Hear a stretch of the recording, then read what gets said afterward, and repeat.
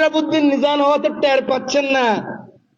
৯,০০০-এর উপর কমলনগর মামলার আসামি, রামগতিতে ৪,৫০০ মামলার আসামি।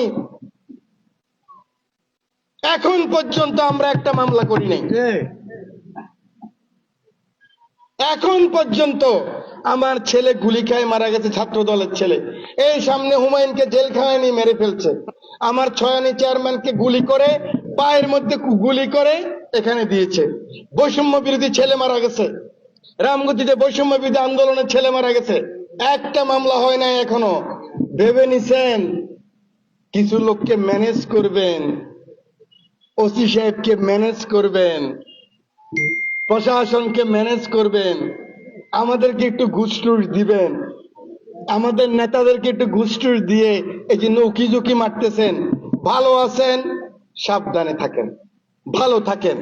আমরা যেহেতু নেতা বলছে বৈষম্যবিহীন, প্রতিহিংসাবিহীন, আমার নেতা বলছে বিজয়ী আর বিজিত একসাথে না থাকতে পারলে তাহলে দেশের উন্নয়ন হবে না। যে পরাজিত হয়েছে, পরাজিত কে? আওয়ামী লীগ। জয়লাভ করছে কে? আমরা, আমরা জামাত, আমরা যারা এই আন্দোলন করেছি।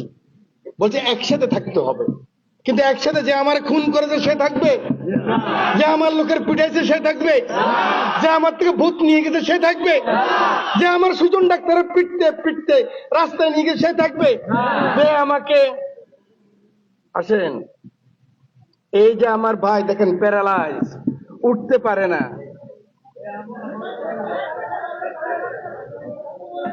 উঠতে, আপনারা চিনেন না? কি নাম? সাব্বির মিয়ার গর্জনে মাইক কাঁপছে না?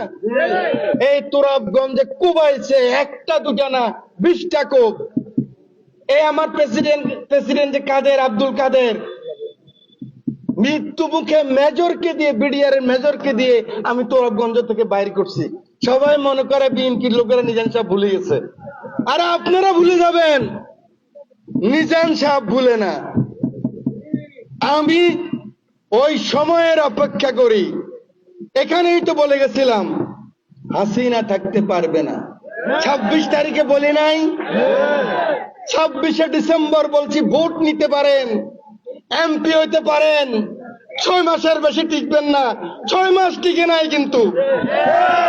ওত নেওয়ার পরে মাত্র 4 মাস ছিল। আমার রামগতির যারা ইনভলভ, কমলনগরের যে সমস্ত আওয়ামী লীগের নেতৃবৃন্দ, আমার চেয়ারম্যান ভাইরা বিএনপির অফিসে পর্যন্ত গেছেন।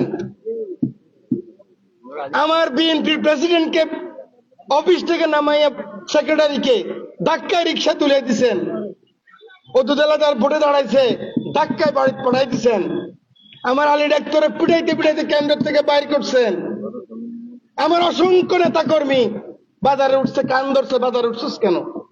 মনে করছেন ভুলে গেছি? সময়ের জন্য অপেক্ষা করতেছি। যদি ভালো হয়ে যান, চুপচাপ থাকেন, কোনো অসুবিধা নাই। কিন্তু সাধারণ আওয়ামী লীগের সাথে আমাদের কোনো বিরোধ নেই। আমরা বৈষম্যবিহীন সমাজ করতে চাই। গুন্ডামি করছে 300 লোকে, 200 লোকে, বাকি লোক তো করে নাই। বাকি লোককে তোমরা নষ্ট করছো। ওদের মাথার উপর বড়ই রেখা, তোমরা লবণ রেখা, তোমরা বড়ই খাইছ। এবার লবণও খাবো তোমাদের মাথার উপর রেখা, বড়িও খাবো তোমাদের মাথার। ভদ্রতাকে দুর্বলতা ভাইব না ভাই, ভদ্রতাকে দুর্বলতা ভাইব না। আমার তো যে দুটি যাইতেছে, জব জাউডি যাইতেছে। 15 মিনিট শেষ, বক্তৃতা কিভাবে করবো? আজান দিবে। আমি সরাসরি এবার নির্বাচনের দিকে আসি। আমি আপনাদেরকে চিনি, কিন্তু আমি কিন্তু ওরকম লোক না যে আপনি বলবেন ডুস দেন আমি ডুস দেব। আমি বেগম খালেদা জিয়া আমাকে বলে আমার ছেলে আসছে, কোকো ভাই মারা যাওয়ার পরে বলতে যে আমার ছেলে আসছে। আমি আমার মার অপমান হবে কোনোদিন, আমি এটা সহ্য করতে পারবো না। আমি তারেক রহমান সাহেব আমাকে অসম্ভব পছন্দ করেন। উনি ভালোবাসেন তো বলা যাবে না, উনি এত বড়, আল্লাহ ওনাকে এত বড় বানাইছে, আমি তো ওনার সমান না, কাছাকাছিও না, কিন্তু উনি আমাকে পছন্দ করেন। পছন্দ করা একটা বড় জিনিস। আমার নেতা তারেক রহমান প্রধানমন্ত্রী হবে, এর থেকে বড় পাওনা আমার কি আছে? রামগতি কমলনগরের মানুষের কাছে আমার ঋণ ছিল, এই ঋণ তো আমরা 5ই আগস্ট শেষ করে দিয়েছি। ঋণ শোধ হয়ে গেছে, আপনারা এখন মুক্ত। এখন আপনাদের কেউ আঙ্গুল দেখায় কথা বলতে পারবে না। এখন আপনাদের সারা জীবন দিয়েছেন, এখন আপনাদের পাওনা বুঝে নেওয়ার সময়। আপনার ছেলে চাকরি পাবে, আপনি একটা লোন পাবেন, আপনি একটা এসএমইর 10 লাখ টাকা লোন নিয়ে ব্যবসা করবেন। আপনাকে কেউ আর বাজারে ভ্যাং চাইতে পারবে না, কেউ ছোট করতে পারবে না। আপনার সন্তান পুলিশ হবে, আপনার সন্তান ডাক্তার হবে, আপনার সন্তান এমএলএস এর চাকরি পাবে। এই স্বপ্নই তো আমাদের তো আর বড় স্বপ্ন নাই গরিব মানুষের। এই গরিব মানুষগুলো অপমান হবে না, এটাই তো আমাদের স্বপ্ন। সেই স্বপ্নের প্রয়োজন যদি কোন রকম কিছু হয়, কারণ যদি শব্দ তো আছে রে ভাই, আমরা তো কোনো পার্মানেন্ট কিছু না। আমি কি আজ এই যে আজান হচ্ছে, এখন আমি চলে যাব, এই মুহূর্তে তো মাইক থেকে ঢুলে পড়ে যেতে পারে, যদি আল্লাহ আমার জন্য মৃত্যু ফয়সালা রাখে এখানে। ততএব কোনো কিছু গায়েব আমরা কেউ জানি না। আপনারা অনেকেই বলেছেন, আমি এটা এখন আর মিলে বলতে পারছি না, যে সময় নেই, যে আপনারা আপনাদের মার্কা নিজান সাহেব, আপনাদের মার্কা মোবাইল, আপনাদের মার্কা নিজান সাহেব ফোন, যা নিজান সাহেব বলে তা না। রে ভাই, আমি এরকম মানুষ না।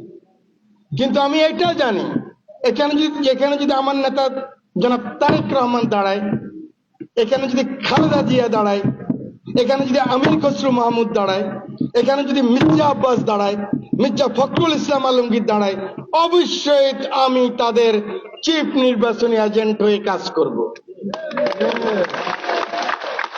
কিন্তু এখানে যদি অন্য কেউ ভাবেন আপনি এসে এমপি হবেন আর আমার লোকে আঙ্গুল চুষবে,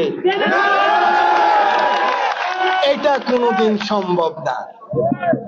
সিদ্ধান্ত পরিষ্কার। তবে না, যেহেতু আমি ইমোশনাল কাজ করি না, আগামী 6 মাসের প্রোগ্রাম আজকে ঘোষণা করতেছি। প্রত্যেক ওয়ার্ডে ওয়ার্ডে একদিন এক ওয়ার্ড, এরকম না মিটিং একটা করে চলে আসব, প্রত্যেক ওয়ার্ডে আমাদের সভা হবে, উঠান বৈঠক হবে। আমার ডেট দিয়ে দেব, সেখানে আমার বোনেরা থাকবে। সেই ওয়ার্ডে 3টায় শুরু হবে, 6টার সময় এই ক্যাটাগরি নিয়ে যাব। কারণ একটা ভদ্রতা তো আছে, সকালের লোকে খাইছে, বিকেলের লোকে না খাইতে পারলে। এইবার 155 দিন,